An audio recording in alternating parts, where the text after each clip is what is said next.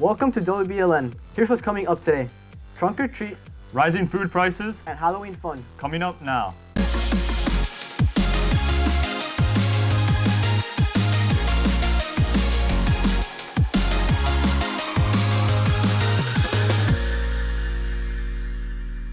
What's up, Wolverines? I'm Matias Murle. And I'm Bauti Burns. Here's your news for today.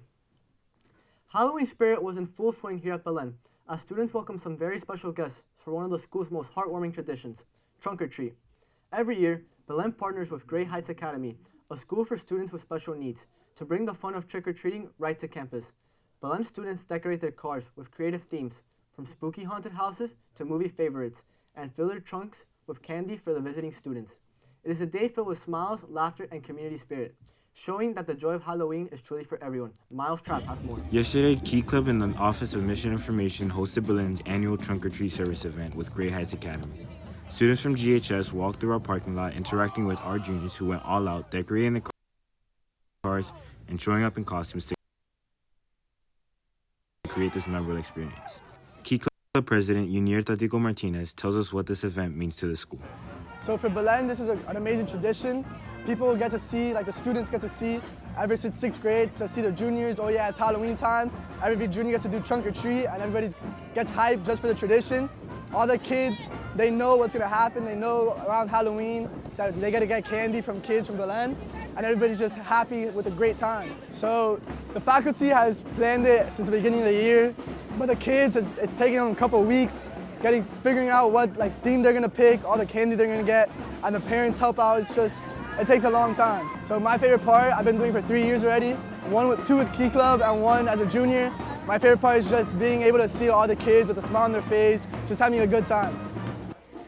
It's probably one of the most important traditions. I think it started during COVID, in a time where I worked at Great Heights Academy, so it was a beautiful thing to see a school so united and bringing in the special needs community to something that sometimes they don't get to experience themselves the day of Halloween.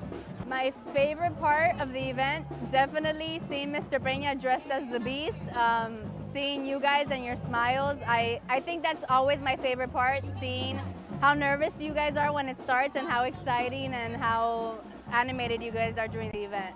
I love seeing the change of your person, of how you guys are a little nervous at the beginning, and then you guys fall in love with these kids as much as our teachers and as much as their teachers are with them. Reporting for WBLN, I'm Miles Trapp. Halloween fun continued this week with a special event hosted by CHS and Belen's Key Club, bringing the spirit of trick-or-treating to the local community outside of Belen's campus this time. Students from Key Club decorated theme stations and handed out candy, creating a festive atmosphere for kids in the neighborhood. From spooky decorations to imaginative costumes, the event offered a safe and exciting way for kids of all ages to celebrate. Tatico Martinez has more. Last Saturday, Belen students served at the CHS Trunk or Treat, where students from Miami gathered with candy in their trunks and handed it out to families who are financially struggling. We interviewed Nicole Abadi, who's in charge of this project, and one of the main leaders in CHS. We asked her what encouraged her to help others and what makes her keep going. So I originally had a whole different career path. I went to school and I studied bio pre-med just because I always wanted to do something where I felt like I was being altruistic and specifically something where I felt like I was helping kids. So I wanted to be a pediatrician, but that didn't work out for me because, I don't know, I felt like I wanted to help, but in a different way of the way that I was doing then. And so I actually met Gloria, who's the executive director of CHS, at a networking event. And we started talking about how important it is to help these families who don't have the means or the resources of their community that everybody deserves. And she liked me. And so then from there, she essentially asked me to be a part of her team. And I'm so lucky that she did because it's honestly the best job I could have ever asked for. From WBLN, I'm Nicholas Guede. In a major security alert, the FBI says it has prevented a violent attack set to take place over Halloween weekend in Michigan.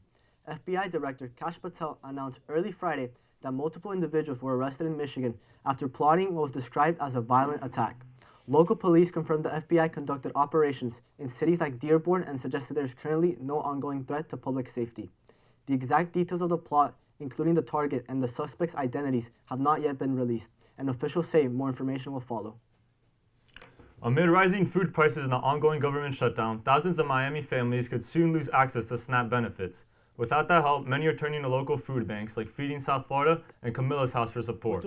Staff say they're seeing surge in demand as residents try to stretch their budgets and keep food on the table. They're stocking up now, hoping to feed as many families as possible until federal benefits start flowing again.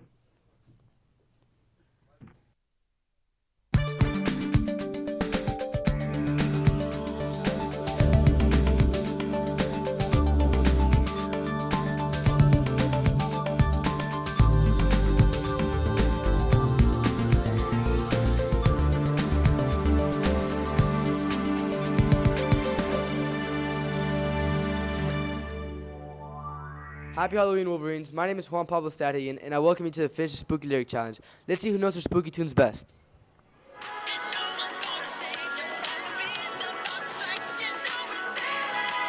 Alright, Julian, finish the lyric. Thriller night. Hey, good job.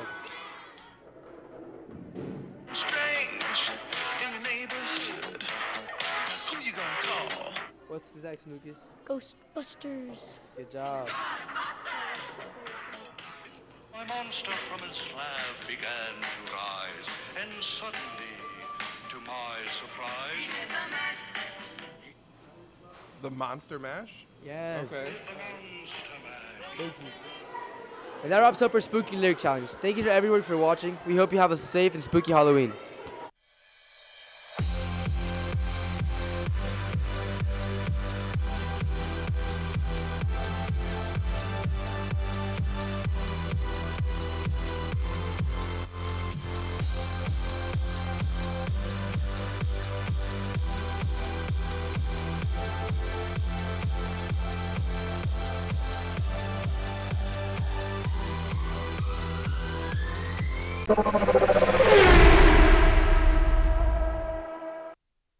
What's up, guys? I'm Gia Karate, and here are your sports for today. The varsity football team wrapped up their season last night against Killian. Despite a tough loss, the Wolverines finished the year 3-7. This team showed heart and determination all season long, battling every week and representing Belen with pride. A big thank you goes out to our seniors for their leadership, dedication, and the example they set for the future Wolverines. The lacrosse Halloween game was a huge success. The team had a great time and got to build great team chemistry. Noah Perez was there to capture the moment. Last night, De La Cruz Stadium turned spooky as the Belen Jesuit lacrosse team celebrated Halloween in style. Players hit the turf, not just with their sticks and helmets, but with some creative costumes layered right over their gear. We spoke to some members of the team to see how they felt about this spooky scrimmage and this fun Halloween twist. So basically, it all started with the seniors a couple years back that wanted to do the Halloween scrimmage, but they never really executed the idea.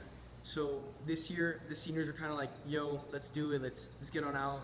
Let's do it. Let's figure out a way to get this done so we can have a good Halloween game."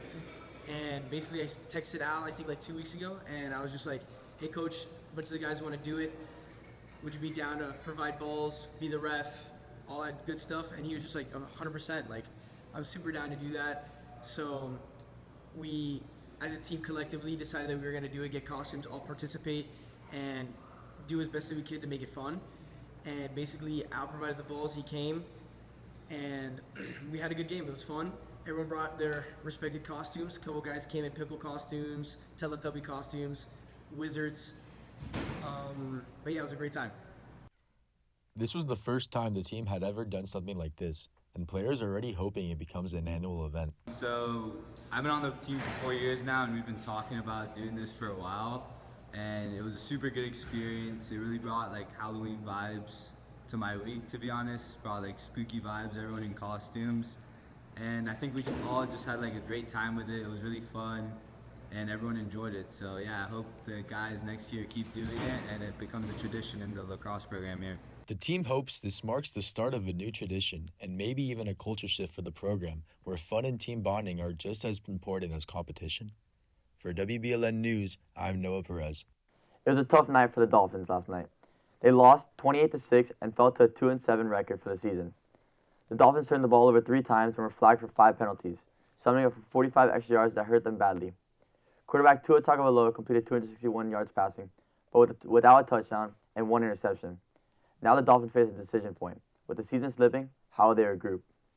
The stage is set tonight for the Toronto Blue Jays as they host the Los Angeles Dodgers in Game 6 of the World Series.